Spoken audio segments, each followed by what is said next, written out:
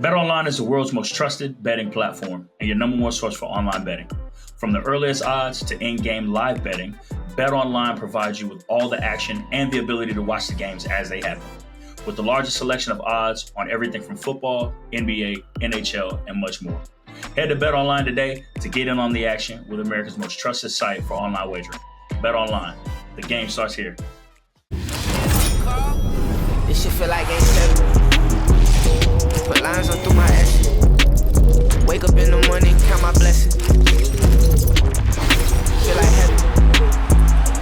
This shit feel like ain't 7. Welcome to the Money Down, the Believe Network, presented by BetOnline.ag. We got football analyst, retired NFL vet Darius Butler, Broward County legend, and we all from Broward. Yeah. One of our other hosts on tonight, he'll be fighting for Illinois football. He was on here, but he's not currently on here tonight. But we obviously know there's no comparison to South Florida football, but we appreciate you tapping in with us. I was doing a little bit of research on you, and I saw, Wikipedia is not always correct that you were born in Germany.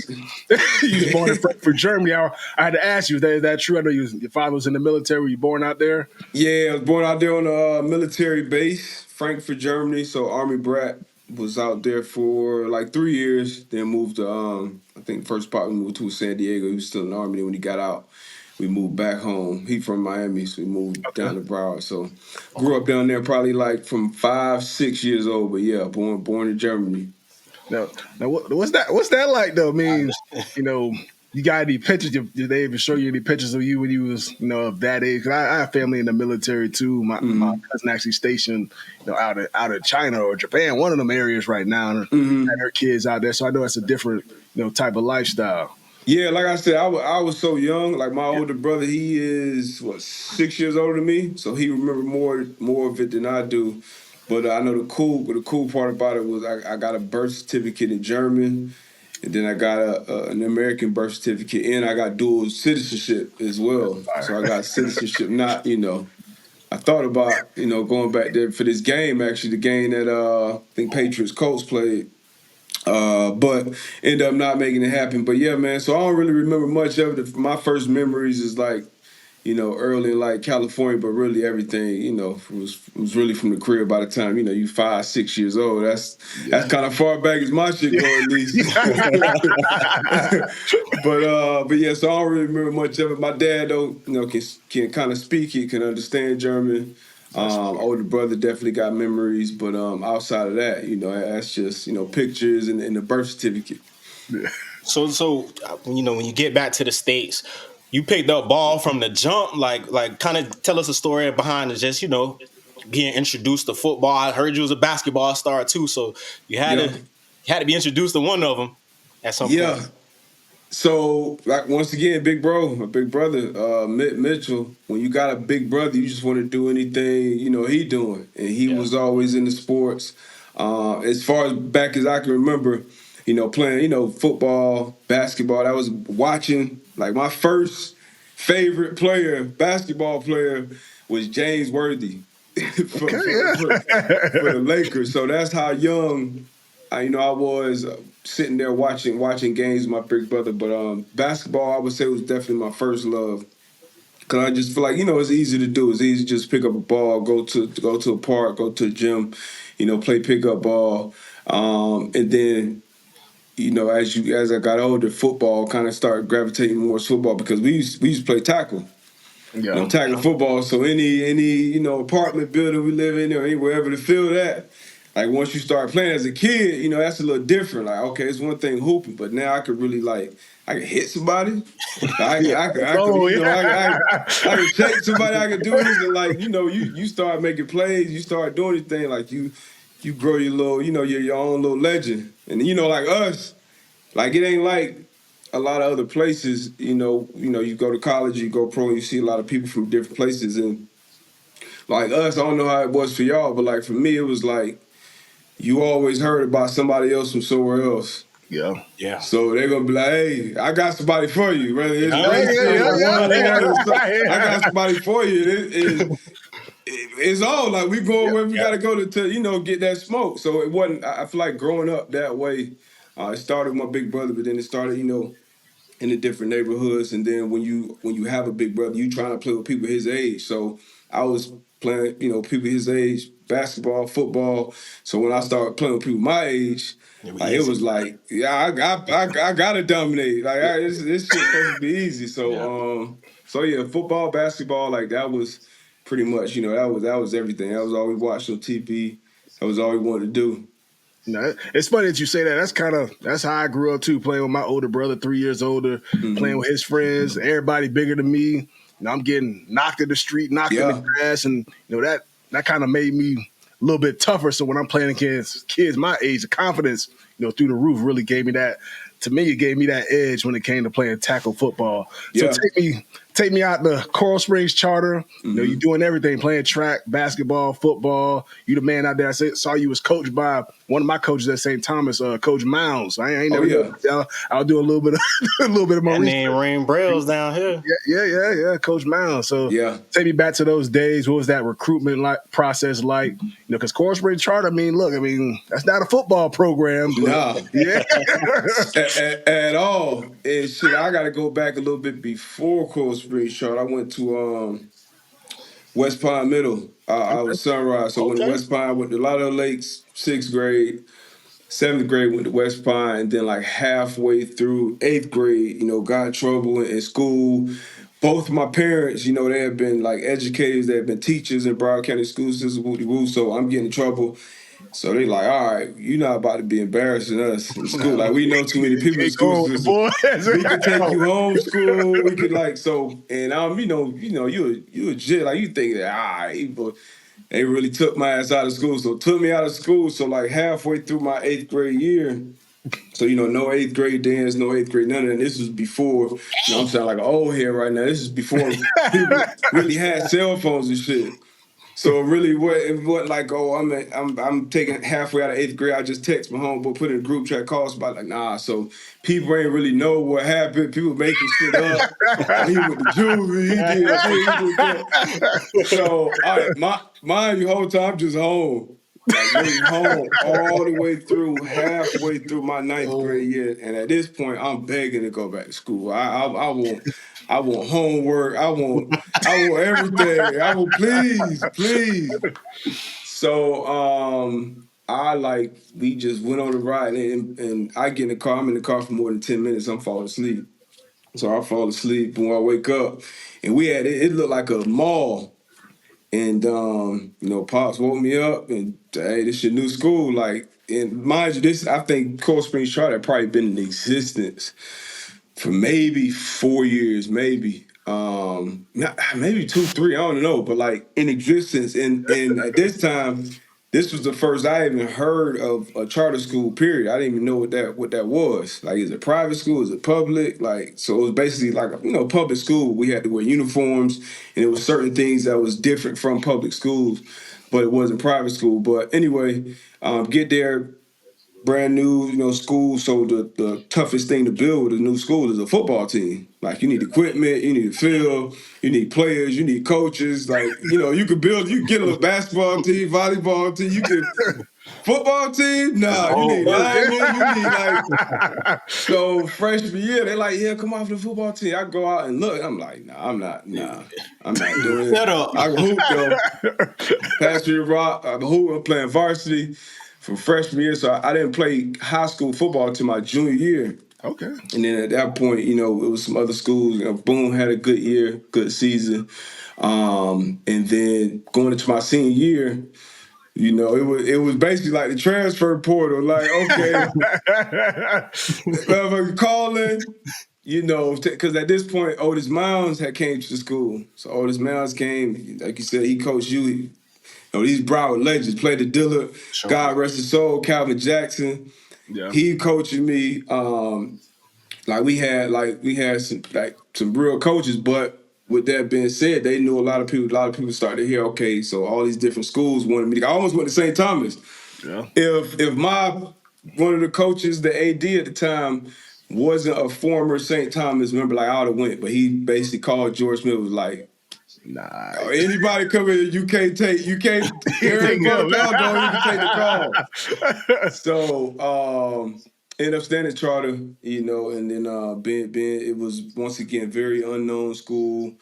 I didn't really start getting calls from like bigger schools until I played in the Broward Day game. I played in the Broward Day game, but then that's when I started getting bigger calls. But at that point, I was already committed to UConn. UConn was going into the Big East. All I wanted was a shot to play D1 ball on TV. Like that's all that mattered to me. I can play D1 on TV. I go and compete anywhere. So Terry Richardson recruited me at UConn. He was another South Florida legend, played running back in Northeast.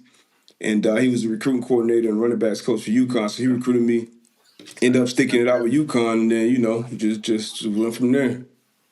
So, right, recently just seen introduced into, the Broward County, Athletics Hall of Fame. How is that for you? Just because, it's a lot of big dogs that done came through South Florida, man. Like, my era, like Pat Pete, it's some dogs. Yeah. So how's that feeling for you? Like you said, from Jitterbug days to just your whole story of picking a school and then, being able to do what you did now and finally get that recognition.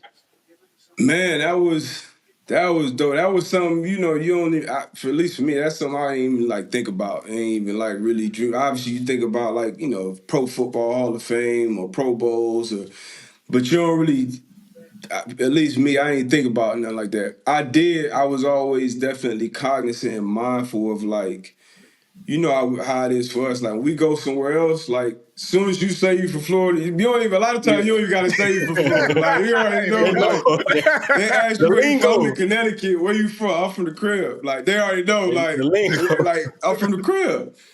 So anywhere, you went, like you watching, other dudes from your area. You may not ever met a dude.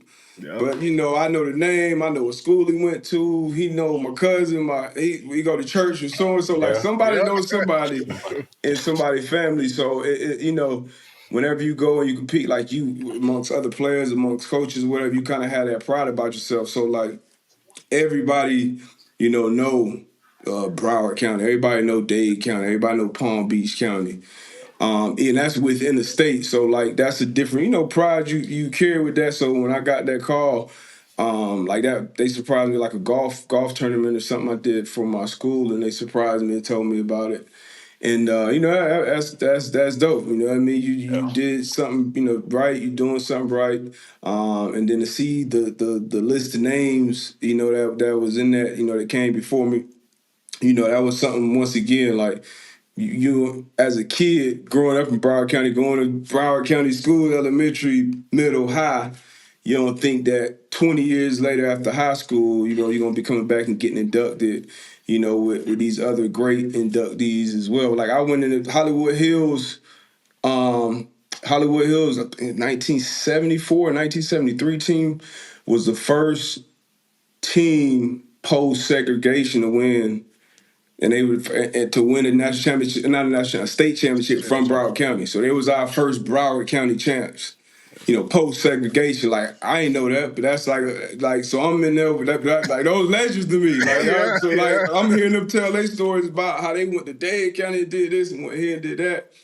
And won like 34 straight games or some shit like that. So like just different people that you knew and that you didn't know. Like if they came through Broward County and they get recognized or something, like they did some special stuff. So that was super super dope. And then I had a full circle moment to be able to have my big brother induct me. You know what I mean? So I know as big of a moment it is for me, that's a huge moment for him. You know what I mean? To be up there and induct me, to go in there with Steve Shapiro, who, like, if you grew up and you watch the news, like, Steve Shapiro talking about your school or the Heat or the Panthers or the Dolphins, like, I'm going to all of them Steve Shapiro. So we in there, Steve Shapiro, Jim Barry, we see these people who, if you ain't grew up around here, they may not be as big a deal, but, like, them was my first TV sports legends growing up. So it was dope, man. It was definitely dope to be able to, enjoy that moment. Parents, brothers, sisters, kids, everybody, man. It was dope. Yeah, I say that Florida connection definitely real. I remember, once I signed my letter of intent, seeing my recruiting class and trying to find anybody else from Florida. And for me, it was one of my good friends, Ike Williams. We found each other on Facebook, like, hey, we finna be roommates because I ain't just rooming with anybody. I know people from Florida. We grew up a certain type of way. We do certain things. We gonna make sure we have that bond. And even with Sojourn, like he 3 years younger than me. Like, as soon as he came on campus for his official visit, like, he coming straight to me because he know you got that South Florida connection. So it's definitely a real thing, and definitely congratulations on joining that elite company. Because like I said, I appreciate that, bro. I don't know too many people who have gotten in there. You're one of the most recent people that I know that have gotten into it. It's definitely something special. And for sure, man, I appreciate that, bro. No problem, man. And for our podcast, we call it the Money Down Podcast. Okay. Money downs and football is third downs in the game, all those crucial situations. But we think it applies to life too. I know you kind of talked about being kicked out of school, being homeschooled. What do you feel like your money down moment was for you, in your life that you had to push through to get to where you are today? Oh man, that was definitely one. I feel like we all have multiple of them, but I feel like that was definitely one because that was a moment where everything was taken from you. You had to lock back in. But going to college and having a red shirt. Having a red shirt, my red shirt freshman, my true freshman year, that was I had to, cause I didn't even know what a red shirt was. My mindset was like I got an older cousin, Willis McGahee, who I know that's your cousin. So he Miami Central, cause a lot of both my mom and dad are from born and raised in Dade. They born and raised in Miami, so a bunch of my family is still down that way, but. Seeing him, he go to do his thing, go first round, 3 years. So I'm thinking my mindset is, man, I'm going to school 3 years, I'm gone. First round, I'm out. Like that's the plan. Like what we talking about. I want to go to the U. That's the school I want to go to. It ain't play out that way. But so I'm thinking in my mind, I'm like, I'm one of them, and I'm going to UCONN, so I'm about to go dominate. I'm going to dominate Big East. And Big East at that time was lit, yeah. Was lit. Dog, all the Big East schools, all they recruited was South Florida, Pitt, Rutgers, USF, West Virginia, West V, Cincinnati, like all the boys, like all the boys, Syracuse, all the schools recruiting in South Florida heavy. So, going there.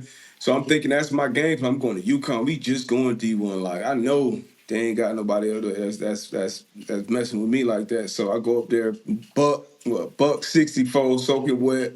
But shit, what's up? Line that shit up. I've been strapping. Feel like I'm having a good camp. Boom. Randy S, the head coach, from sitting me down at the camp. Yeah, man. You some great stuff. Really excited about your future here and stuff, but we want you to get, bigger, faster, stronger. Wow. So we gonna red shirt you. And I'm looking at starting like you finna start these dudes on me like they big, but wow. So I'm like what that mean? He like you gonna practice, you gonna lift, you gonna do everything. You still a part of the team, like you go. Cause I'm thinking like I still got my scholarship. Like what? Like, I'm just up here practicing for the free. Because coming out, all you hear is, hey, you got a $25,000 a year scholarship or 30. Like people say that a lot and kind of you put that. So I'm thinking in my head, y'all spending X amount of money on me, and I'm just gonna be practicing lifting. Like, it don't even make sense to me. So once he laid it out there like that. It started getting cold and shit. Family coming up. They're coming up way up to Connecticut to the game. I'm just dressed on the sideline. Sleeves. 2-3 wristbands on. Club. Got them fresh. They get no smoke. So I'm like, man, I'm damn near depressed. And probably 3-4 weeks into the season, at this point, Dan Orlowski is our starting quarterback. And he's the best player to come through UConn ever. At that point, he kind of brought us to the Division I level, and just really put us on the map. Like back in the day on NCAA, he was rated 95 at UConn. So Dan O was one of the ones. So he was the starting quarterback. So I'm red shirt. So I'm on the scout team. So then that just I really just had to lock in, and that really it was like a moment for me where I'm like. Bro, I got he getting drafted. He going to the NFL. He the best quarterback ever played through. He better than all the other quarterbacks in the Big East right now. Yeah. So I got 3 game days a week. So I got to lock up. So every week whoever the other team, I'm Pac-Man Jones. Darrell Reeves, and I think Reeves was a freshman, so we both fresh. So I'm like, I'm dressing up, and I'm supposed to be playing. Man. All right, man, I ain't doing nothing on the scout team card. They tell, hey man, jump there. I'm playing, man. I'm not jumping nothing because they want you to jump dummy routes and dummy routes. Nah, so I'm out there. I'm talking about strapping dudes just every day, just boom. You can just imagine, because like as a freshman, you don't really know, practice, take care of your team. You're like, nah, you throw this my period. Like, this my period. What you talking about? So at that point, it probably halfway through my freshman year, everybody knew like, okay, I could and should be playing. And that was like the point I wanted to prove, and I just wanted to keep proving it. But you don't really know the politics of it. It ain't like they're gonna burn your red shirt if they have to. So played that whole year out, and then when I came back that spring, it was game like, time. it wasn't that shit was ugly. That shit it wasn't nothing. So that after that I was already hungry going into it, but that definitely football, life, all that shit always got a way of humbling you and bring you back to, all right, now what? You know what I mean? So what, now what? As one of my coaches, Chuck Pagano would always say, so what, now what? And that was, I had to respond. And, I feel like that was definitely a money down, that whole just mindset shift that I had to make those practices my game and just know, okay, when my time coming. Mike Tomlin said it on Hard. I just watched Hard Knocks episode 2. Like he was talking to Joey Porter. He was like, it almost never happened when you want it to happen. Like you just gotta lock in, and when the time to come, it's gonna come. And you better be ready for it. So, that mindset shift, that was definitely the money down play for sure. So you talked about like having to come in and wear shirt. When did it hit you like? Damn, league is really, obviously, you had Big Cuz as a role model and show you, but when it actually hits you, like, damn, man, I actually got an opportunity to go into the league. And I mean, you got drafted high, so you had to, you know what I'm saying? You had to know. And it was just, this was me being probably just naive or just ignorant or just overconfident or whatever it was, and that was partly because of like my parents. My parents, especially, I wouldn't say especially my mom, but I would say more so my mom a little bit, because she did a little bit more by like example. Like the example I have from Pops is like, you show up to work and you do what you're supposed to do. You consistent, you're on time, like you don't make excuses, like, sick, I'm this or I'm that. Like that was the example I got from Pops.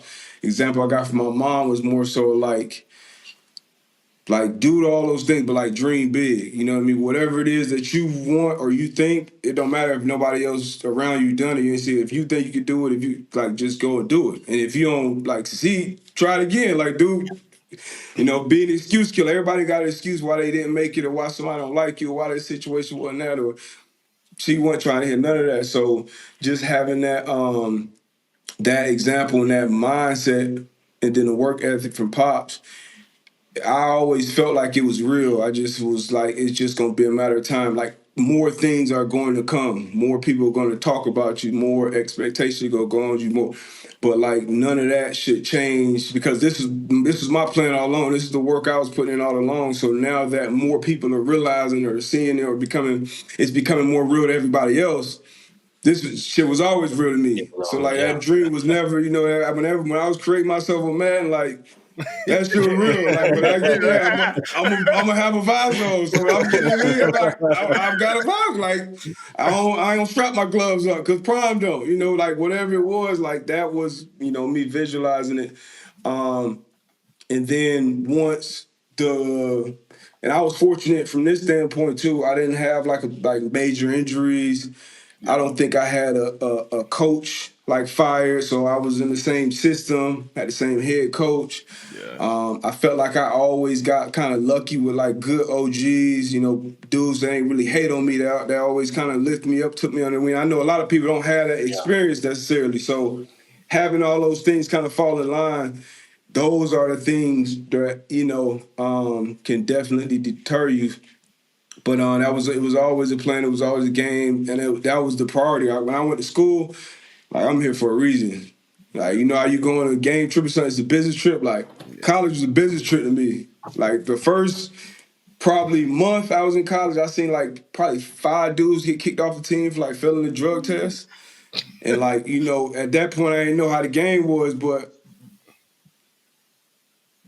some of these coaches will be looking for a reason to get rid of certain dudes. You know what I mean? Like, you ain't care, you wait, you third on the depth chart. Oh yeah, you late or you oh yeah, you out of here. Now cuz that's starting, he's still here. But so that opened my eyes early. It's a business trip. I'm locked in, and then you know once more people started to see it and talk about it, realize it was probably sophomore after my red shirt sophomore year, going into my red shirt junior year. That's when it was like people on the team just start hey lead cuz lead or you to the lead to the scouts start showing up. Different things start coaches start talking to you differently, and then that's when that's when it got, I guess, within like reach. You know what I mean? Like once again, in my mind it was always there, but now, everybody else is seeing it. So and still at the same time, still at UConn. So for so a lot of people, it's probably like, oh yeah, he good, but he out there, he out there at UConn. You know what I mean?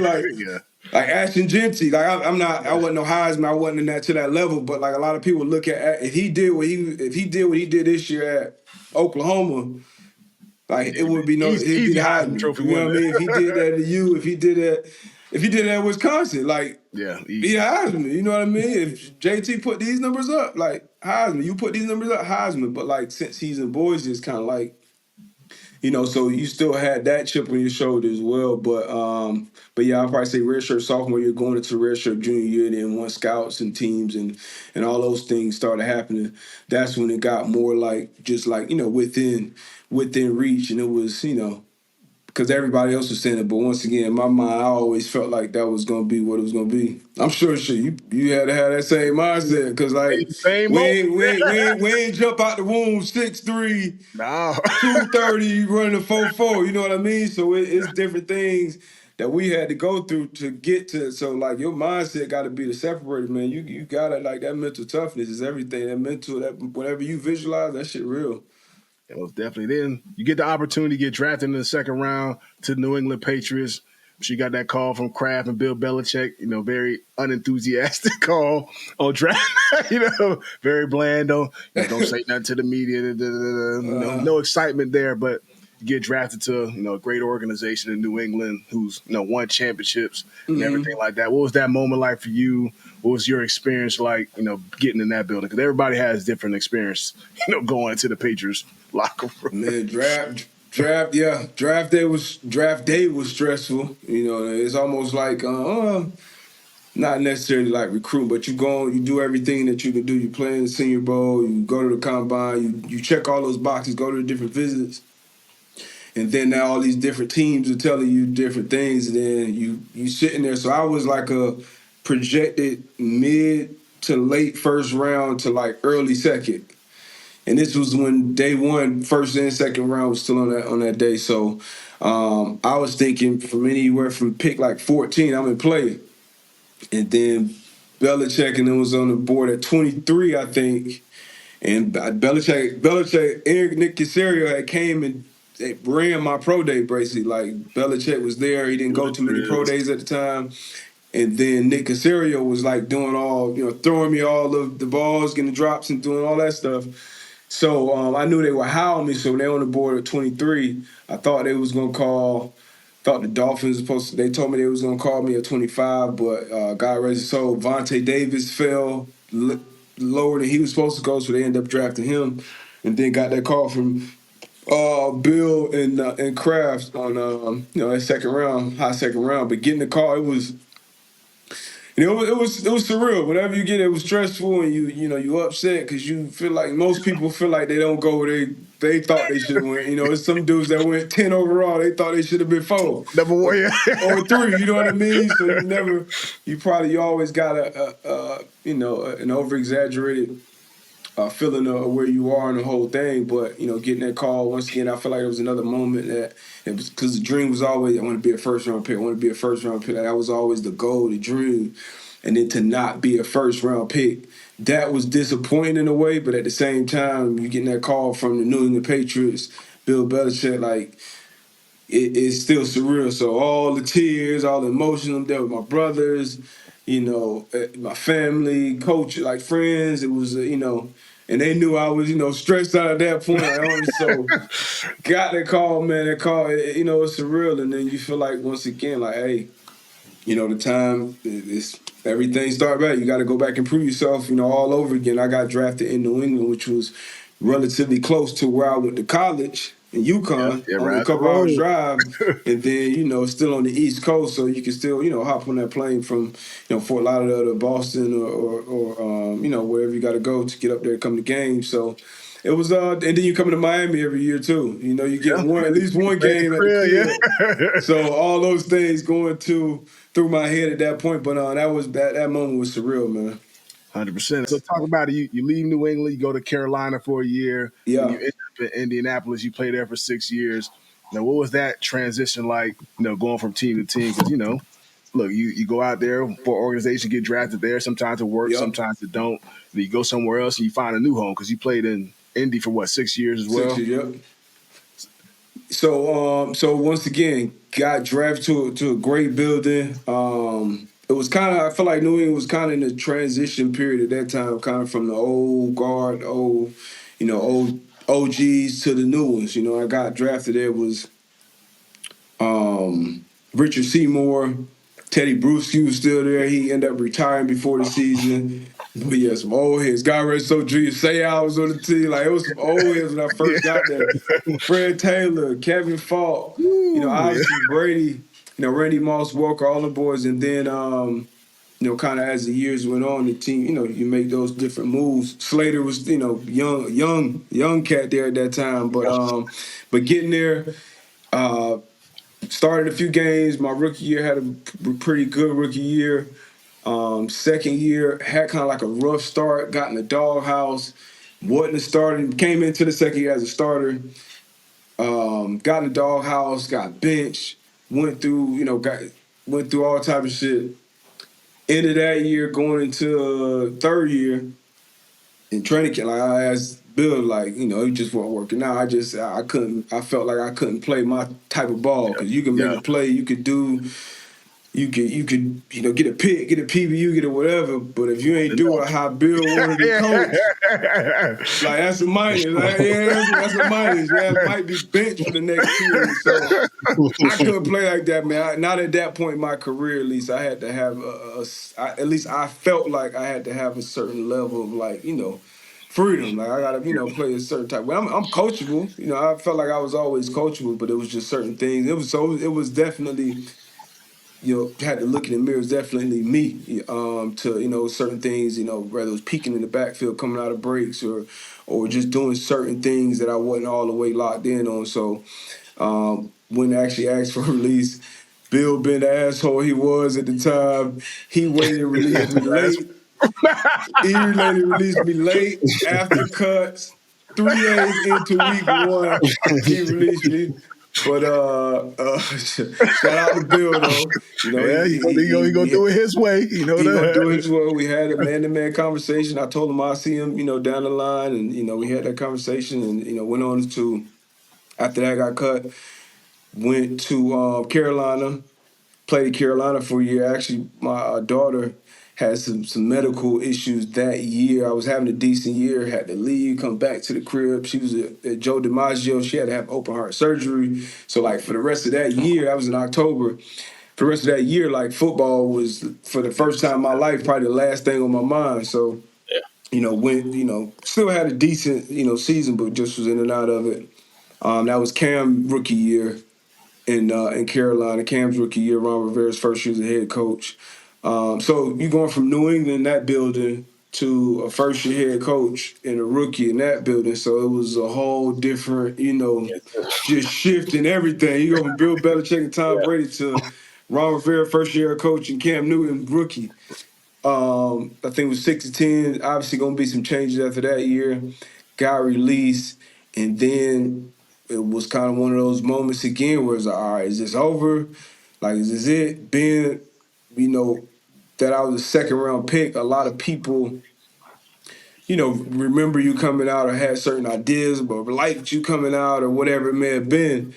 So had a few injuries in Indianapolis. I want to say like week 3-ish. They brought me up there, and signed with them. And Brian Grigson, who was the GM at the time, he was like, "Look, if this stop don't work, this might be it. It's probably CFL or something else for you. If you don't, figure it out here, with 2-3 guys being hurt, you don't stick here, it's just probably be the end." So I was like, shit, I'm like, then he told me he really liked me coming out. He was a scout of Philly at the time, whatever. I'm just like, shit, I got lock in. It's it. And I'm gonna go out like playing my type of ball. So first practice, I went out, picked Luck off 2-3 times.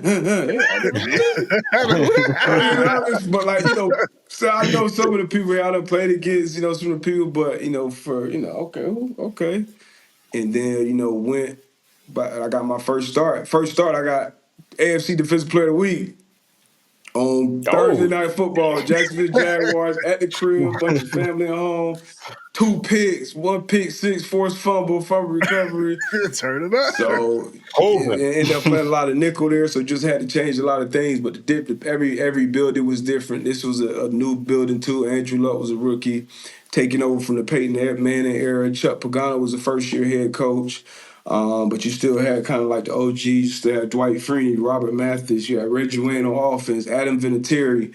Pat McAfee, who'd already been here for a couple years. Costanzo, Donald Brown, who was my draft mate, he was still there. So they still had like a veteran good team, but you don't have that quarterback.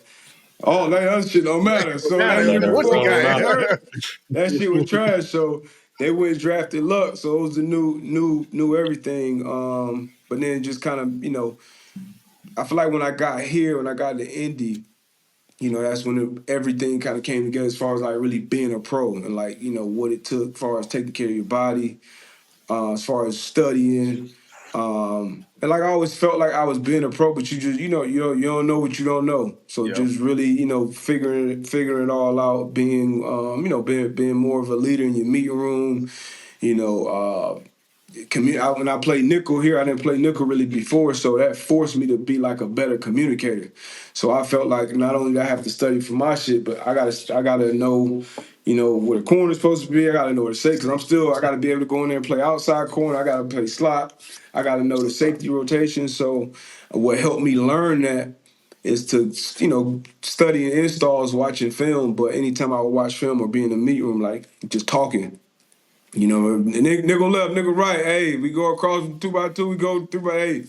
It's gonna be a bunch. We go over here. We spot. Alert. So I'm coming over there. Boom. So I'm just going through every routine. So like, anytime you in the meeting, or I felt like if you in the meeting, with me on the field, like you should hear me, and whoever else in that meeting, we need to be talking so that when we hit the field. And the walk through, it's the same way. Everything's same. Only thing is moving different is your body. We going full speed, so walk through, or we in the meet room. But if, like your mind, like all that, everybody need to be, so being that more of that type of person, obviously, coaches and kind of working with the coaches more so than just, listening to them, start becoming more of, a conversation. But being here, like everything just kind of came together more. I ain't really do much regardless of where I was at city-wise. But, it ain't too much shit to just get out in Indianapolis as compared to some of these other cities. Ain't nothing to do it. So that... You know what I mean? So especially getting this time, it's 18 degrees outside right now. So, everything came together and made really like the coach. My home for them last 6 years, but there was a lot of things that kind of went into it, from the players, the building, and then me just, I guess, maturing and becoming like a real pro.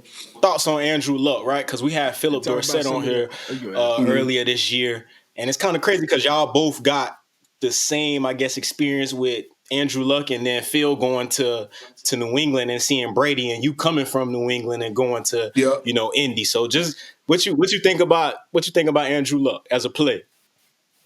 Man, Luck he was everything you wanted a quarterback. Like, I'm talking about like if you build him on Madden in a lab, like somebody that was like raised to be, a franchise quarterback. He had it all mentally, he had it physically. He could make all the throws, he could run, and like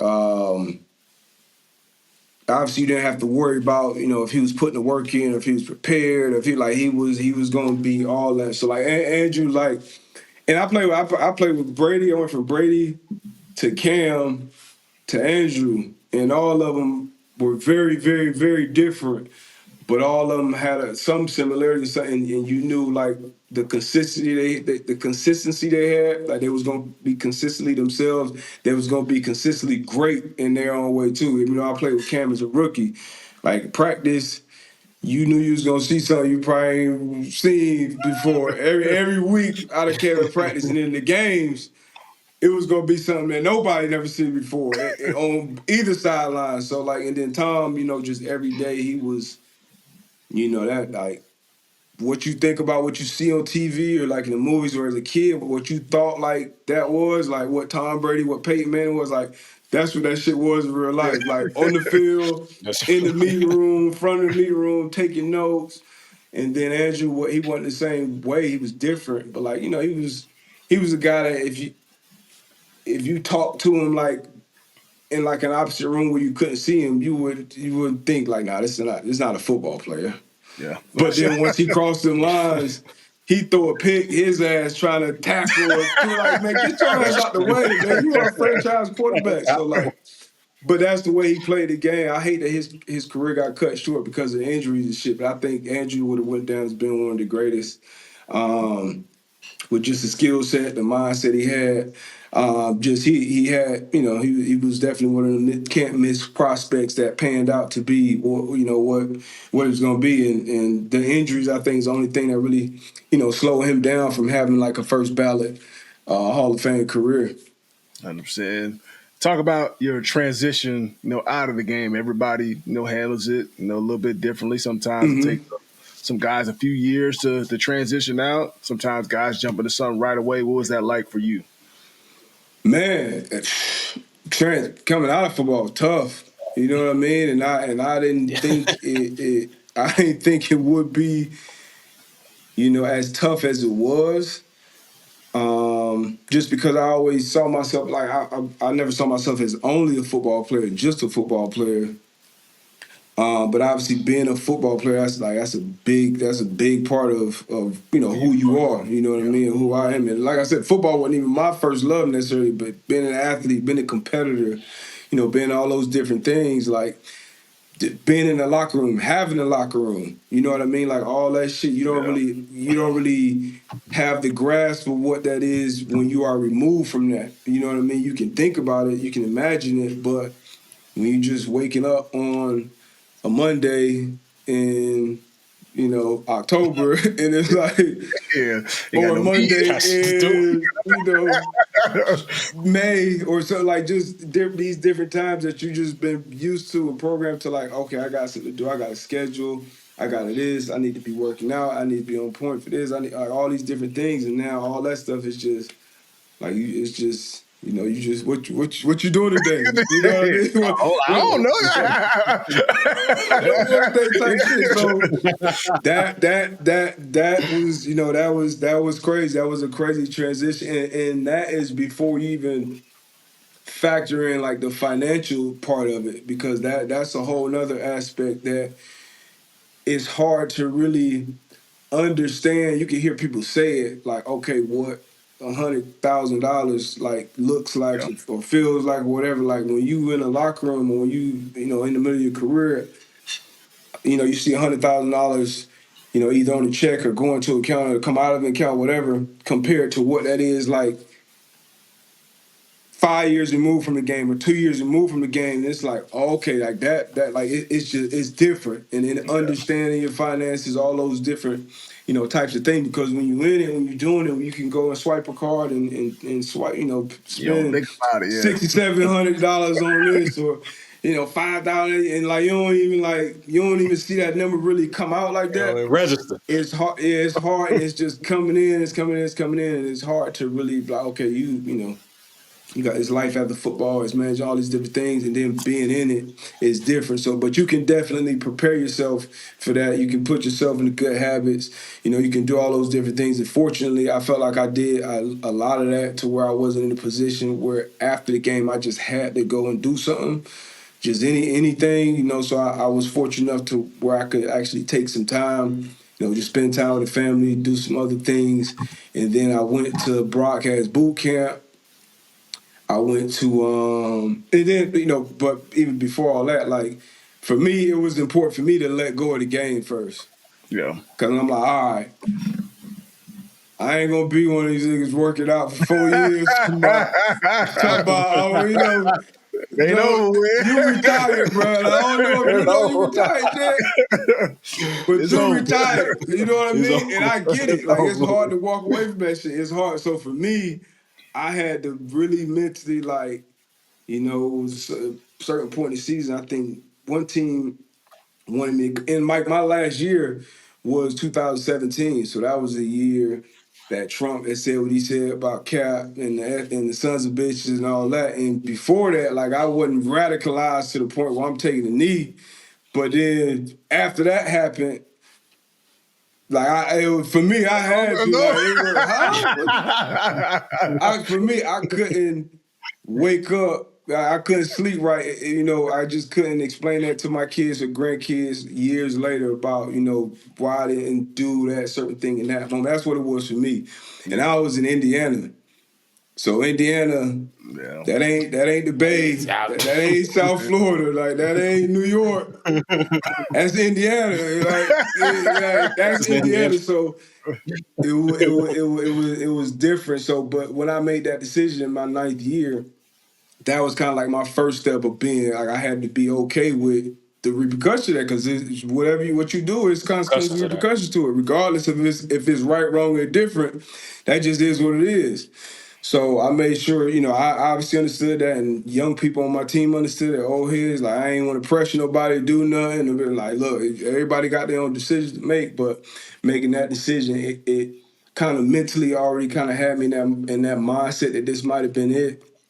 And then after, I still, was working out, staying in shape and stuff, and then had a team want to have me come in and like work out and not really guarantee me a certain role or a certain salary. I'm like, at this point, I'm past that point in my career. So I just told my agent, like, if the perfect situation don't come about with this, and this in place, don't even call me. I don't want nobody interest. I don't want nobody visit. None of that. Don't even call me. So once probably like week 8 or 9 probably hit, that's when I was like, all right, I'm on tension. I went through a little phase where I could watch football, and then thought about getting into coaching. Didn't like really what I saw on TV, so I didn't really want to do that.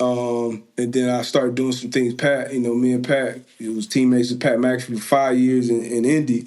We had played each other Big East days. He was West Virginia, I was UConn, but we had a relationship even as teammates. So we was tight as teammates. I'm a DB, he a punter, like different. I don't know how it is in every locker room, but we was tight. So we had a good relationship. So. And he knew what type of teammate I was as far as always being prepared and knowing what I'm talking about when I'm talking about football. You know what I mean? We in a team meeting and coach saying, hey, what they like to do in 2 minutes, or who is the quarterback, or blah blah. And like I would always, have an answer or something. So Pat already knew who I was from that standpoint. Then it was just about figuring out the media side of it, delivering points, saying certain things how you want to say it, knowing how to, just because it's a skill. It's a skill. They're just like anything else. It's reps. Like you can come into an interview or something like, I want to ask this, I want to talk about this, but based on how somebody answers that first or second question, you might, as a good interviewer, you may say like, all right, we need to pivot and probably talk more about that. Or as bad as like, fuck, I got these 7 questions I'm gonna ask them. You know what I mean? So like, it was just different ways of doing different things. So having an opportunity with him, that made it easier to get into the media space and then, make good money and do it and still feel connected to the game, still all those different things. So that made the transition much, much easier. I did a lot of other, TV and media things too. But doing that and then doing my own podcast when it's on Bethea, me and AB did, another one of my former teammates, did Band and Man Pod for a couple of years. He might bring it back, but just doing that, having those conversations, authentic conversations. Anything I did post playing football, I wanted to be able to still be myself, and being able, I was able to click over Pat, man, it been working out perfectly. Yeah, I think that's super dope. I'm one person, DB, I ain't gonna lie. Between First Take and Pat's show, I watch it faithfully. Yeah. So to see y'all on there and be able to kind of talk and really not have to have a filter, y'all definitely have changed the media space for sure. So huge fan of all y'all on there. I appreciate that, bro. It's different. It's enjoyable, and I think former athletes for sure appreciate it because it's like, you watch a lot of shows, even with former athletes, they'll get up there and say some shit, be like, you know what I mean? I'm like, okay. So like, if you ain't, everybody ain't going. I never want somebody to agree with everything I say. If you agree with everything I say, like, something wrong. You got to have some type of, opinion or something for yourself. But there are, I'm gonna be myself, and that don't mean that I can't change my mind about something. I could say, this dude got Sam Darnold. Yeah. I came out and said it a few years ago. Hey, Sam Darnold, he garbage. Like, I watched the films. I watched him make the same mistakes in the first quarter, the third quarter, the fourth quarter. He tried. He could throw the ball. He's talented, but he can't. He can't figure it out. He always gonna make them. And then you watch. He goes to different places, different coaches, get into a different system, mature, learn. Hey, Sam Darnold might be a franchise quarterback. He changed in there. I'm not gonna be a guy who, because I said something 2 years ago that I believe, and that's what the film told me. And I'm gonna just stand on. Oh no, it's gonna come. The other shoe gonna drop. He just having a good run. You pay him money, he gonna blow the franchise. Like, nah. What I'm seeing on film is he a different dude. So just being able to be authentic, be yourself, man. And I think we have a good time with it. I'm glad people enjoy it, man. And big shout out to Pat for sure for kind of changing. I think the trajectory of just kind of how sports media is covered and will be covered. I think going forward. Yeah, last but not least, man, before we wrap, we got to talk about it today as we recording. Bill Belichick is now officially the head coach at UNC. I don't know how what are y'all thoughts of what that's going to be like, his transition to the college level, dealing with these young athletes. Look, they different now. The players are in control at the college level. They like NFL. The coaches can, they got a good hang of what's going on and all that. Nah, the players, man, every day is a different challenge. I help out at college. I help out at NIU. So I see what it's like. I see what the coaches deal with every day. I do think, what Bill can bring to the table could be good, for college football. I do think he will have some success. I think it's all about he going to have to recruit the right way, bring certain type of kids in there, and look at the end of the day, he going to have to win too, because if you're not winning, and we know the way that Bill coaches, it's a certain way he going to do things, and if he not winning, it's going to be hard to maintain that culture. Yeah, so Jordan, you want to go first? You want me to go first? All I know is Bill better have that pay. He better have that money, man. He gonna have that bread. But you got it, DB. He definitely gonna have that money. You know what, man? It's Bill. Bill, it's hard to bet against Bill when it comes to anything, football wise, because he is a savant.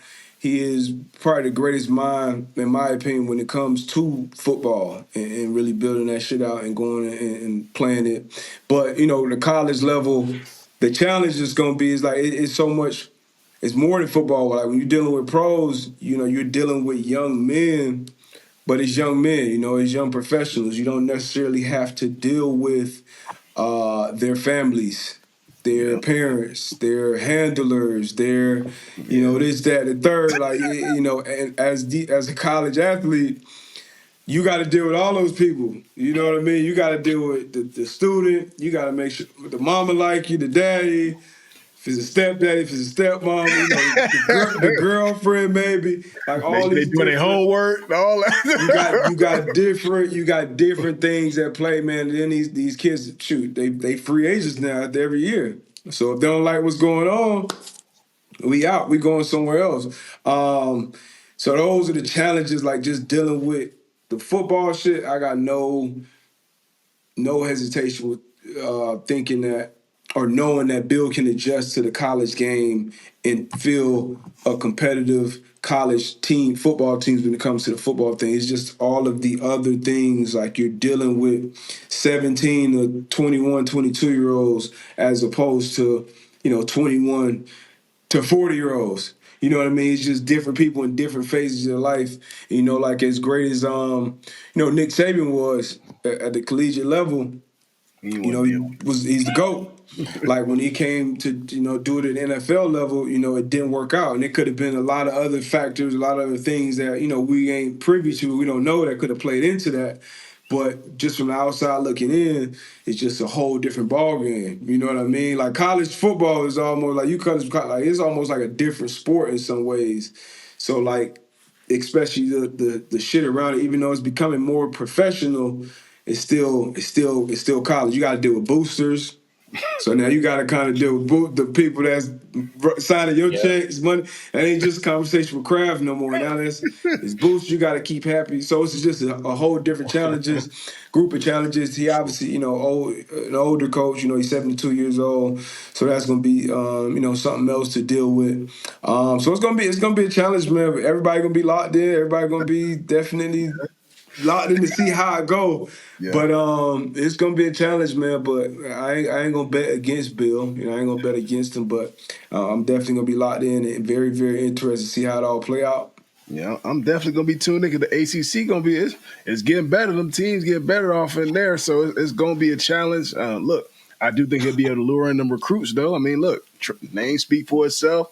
It just all come down to that winning, though. He gotta maintain those guys and make sure they're on the right track. I know they're gonna have a great structure from practice to nutrition to training to all that. All that's gonna be locked into place. I think just him building those relationships. I wonder that what his like he brought it up with the parents and all that.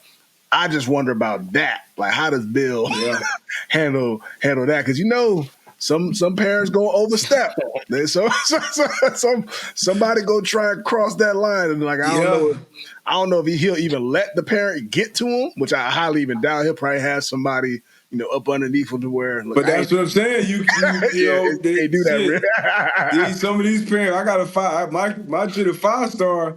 Shoot, I can get Kirby Smart on the phone. I can get Dabo Swinney. I can get. If I gotta holler at Coach Prime or whoever it may be, like about a situation, I can talk to that person. So that's another part of it. You can't. It's gonna be a different challenge, man. It's gonna be a different challenge, but he was on the show on Monday. He come on Pat show. He come on the show every Monday this season, and he kind of laid it out. That basically like, look, it's gonna be a pathway to the NFL. Guys gonna be coming to play for me that want to go to the NFL. I'm obviously gonna put them in the situations, everything it's gonna take, and then not only for the NFL guys, but for the people who aren't gonna go to the NFL. So the other route of things, outside of going on and playing professional football and talking about all the different resources around it and stuff like that. So Bill definitely not gonna go into it without a game plan. You know what I mean? He's been dealing with college coaches for his whole NFL career. You know what I mean? Everybody opens the door to Bill Belichick. He can say, I want to come to, USC or Rutgers or Wisconsin or UConn, wherever it's at. I want to hang out for a week and see everything. Like he know all the, all the ins and outs. Doing it is going to be a different thing, and especially in this whole different ecosystem where what college football is right now, which is still changing. It still ain't. So Bill might kind of.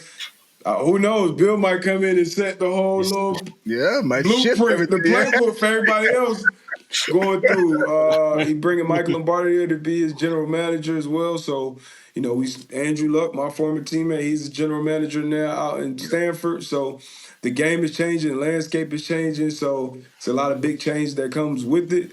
I'll be locked in just like y'all to see how the Bill Belichick UNC, man. They call him Chapel Hill Bill. I'm interested to see how it play out. Hey, before I let you go, DB, you got Heisman, bro. I mean, Travis Hunter, Jenny, who That's I know easy you for know. me. So you're gonna go DB, okay?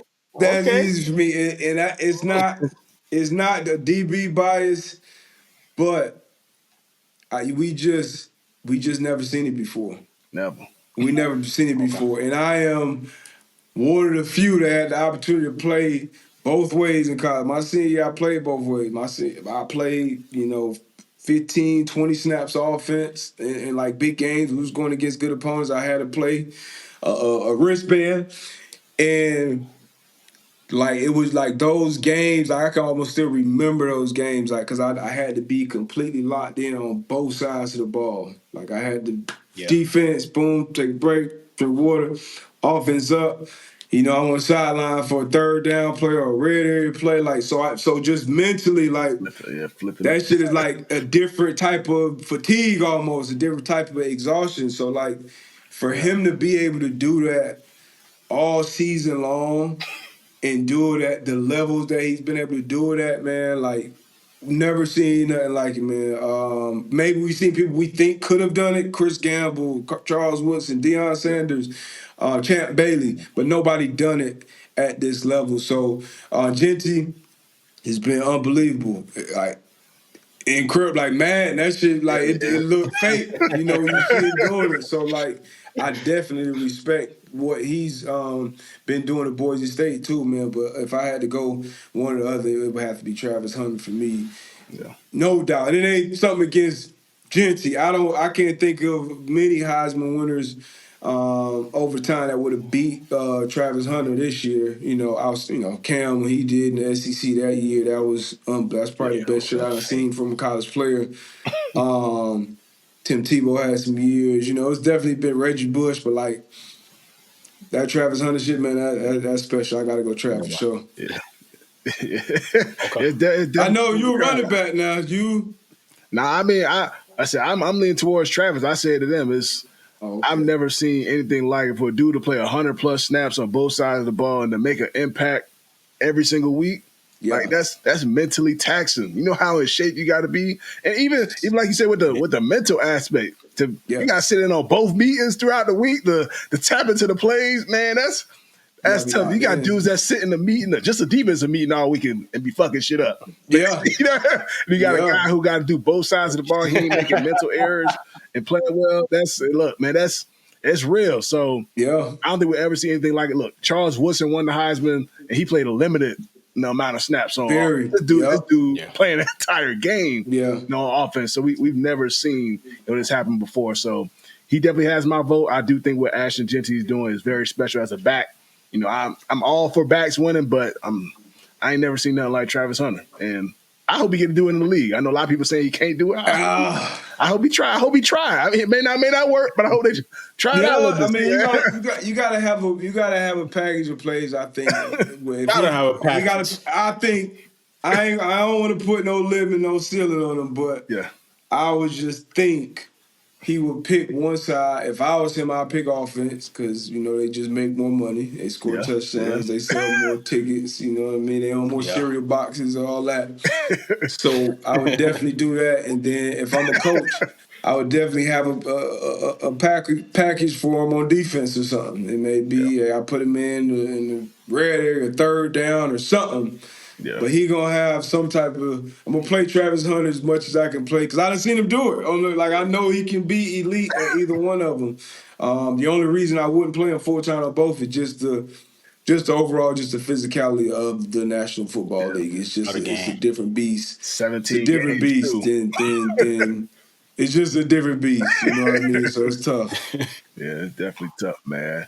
But that's a wrap, man, for this Money Down podcast. Appreciate you tuning in. Appreciate you tapping in with us, DB, man. Yes, sir. Appreciate y'all for having me. Yes, sir. On the Believe Network, presented by BetOnline.ag. Keep liking, keep subscribing, keep showing love.